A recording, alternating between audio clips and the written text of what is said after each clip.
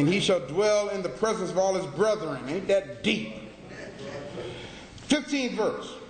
And Hagar bare Abram a son. And Abram called his son's name, which Hagar bare, Ishmael. And how old was Abraham? Next verse. And Abram was fourscore and 6 years old. That's 86, y'all. Brother was kicking, wasn't he? That's kicking, okay?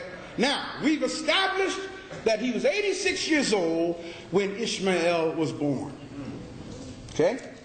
Now, if you will, go over to the 21st chapter. All right now. What does it say?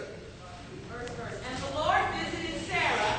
21st chapter now. We're talking here 13 years later.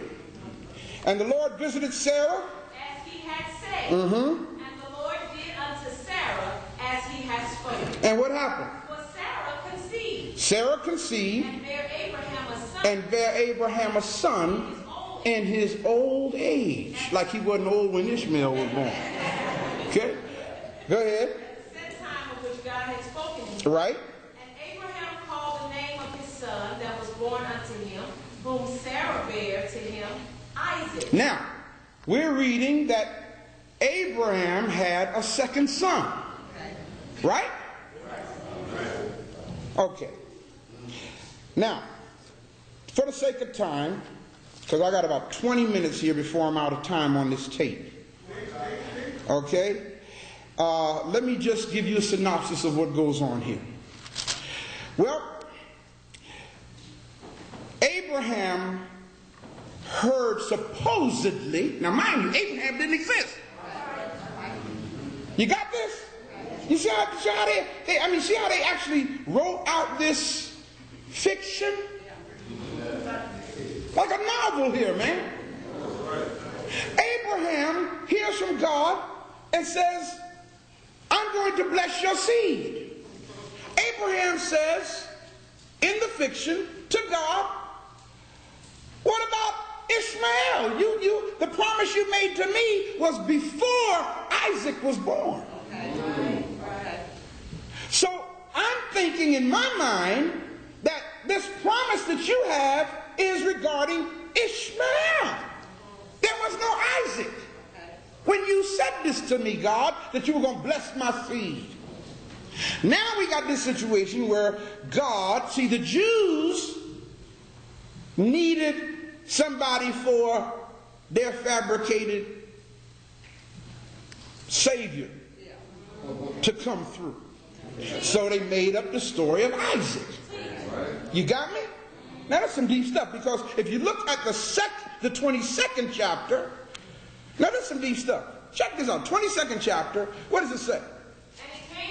And it came to pass after these things that God tested Abraham. And said unto him, Abraham, behold, here I am. And Abraham said, here I am.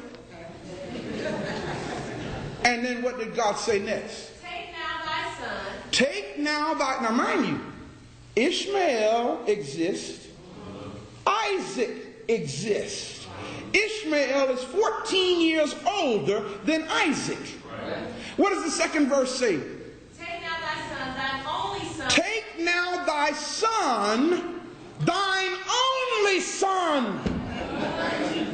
There you go. There you go. Do y'all see it? Christianity and Islam, a stratagem for our division. What does that mean about Ishmael? When God says to Abraham, you ain't got but one son, man. And it is Isaac. And yet God supposedly said earlier, don't worry about Ishmael. He's going to be a great nation. I'm going to bless him. And then what's real deep here is God's promises and blessings is to Isaac, who is the father of the Jews. Y'all following this?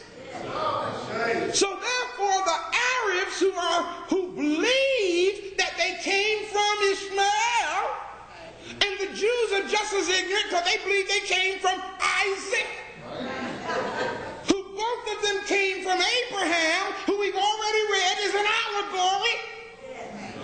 So if Abraham didn't exist, Ishmael and Isaac did not exist. But for those who don't know any better, they believe the lie.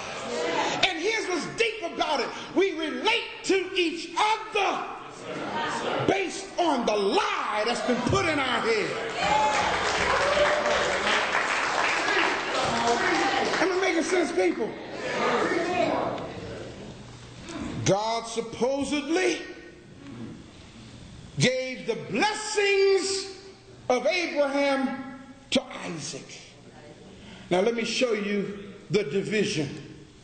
Turn to Deuteronomy. Let's go right to their Bible. This is what happens when you read a lie. You know, I remember when I was little and my mama would ask me something and I'd lie about it. She'd come back and ask me later and I forgot what I said previously. And I got it all twisted around. Well, they did the same thing here. Turn to Deuteronomy 21. Now, according to their lie, notice what they put in their own book. Deuteronomy 21, verse 15, 16, and 17. What does the 15th verse say? If a man have two wives. If a man has two wives, like Sarah and Hagar. Go ahead. One beloved and another hated. One beloved like Sarah and another hated like Hagar. And they have borne him children. And they have borne him children. Both the beloved and the hated. Both Sarah and Hagar, the beloved and the hated. What is it going to say? And if the firstborn son be hers that was hated. And if the firstborn son be hers that was hated, in the case of Ishmael and Hagar, what does the 16th verse say? Then it shall be. It shall be. He maketh his sons to inherit that which he hath. When he makes his sons or gives his sons his inheritance, what is it going to say? That he may not make the son of the beloved firstborn before the son of the hated, which is indeed the firstborn. Y'all hear this? Come on now, break it down. Now, wait a minute. God, make up your mind. If it's really God speaking here. Look at the person nearest you and say, you know what our problem is? Now tell them, we're scared to think. You feel like God is going to smack you into hell's flames if you think. Notice the text. The text itself says, supposedly from the mouth of the same God, you are not allowed, Abraham, to give your inheritance to Isaac. You've got to give it to Ishmael. Notice the 17th verse. Go on, say. But he shall acknowledge the son of the hated. He shall acknowledge the son of the hated for the firstborn by doing what? Giving him a double portion. By giving him a double portion of his inheritance. Because he is the beginning of his strength. The right of the firstborn is Ishmael. Now, how has that caused the problem? Jews and Arabs right now are fighting over land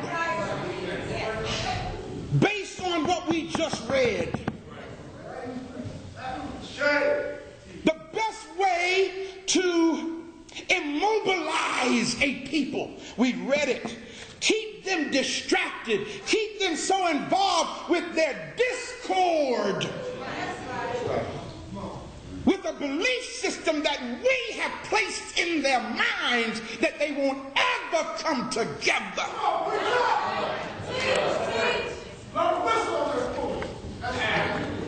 Am I making sense, people?